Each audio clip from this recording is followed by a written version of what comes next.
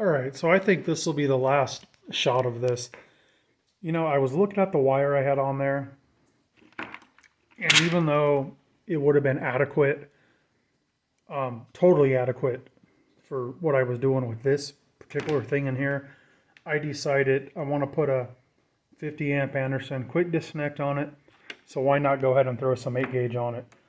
It's probably overkill, but it's fine. It's not going to hurt anything. So I figured I'd go ahead and do that. And then I'll go ahead and run all the way, you know, up to the battery. Why not? Not going to hurt anything. So there's the plug right there. I say Anderson, you know, it's an Anderson style. Can't afford those Anderson plugs. These are way cheaper. Same thing.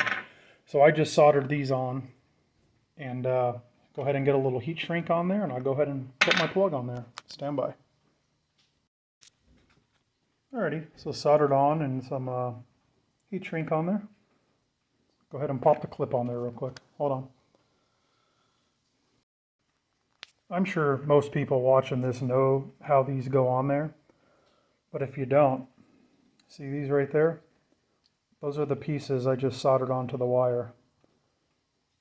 They just simply push in there and they lock in. You can see those flat pieces of spring steel underneath there. They just clip onto that and lock in place. If you ever need to get them out, you just push that spring clip down with a little screwdriver, pull them out. But that's that. I think that looks a whole hell of a lot better. I'm much happier with that. And if we look in here, here's the negative going right to the terminal strip for all the negatives. And then the positive runs right to the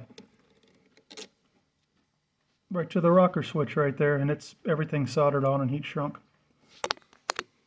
All right, folks. Thanks for watching.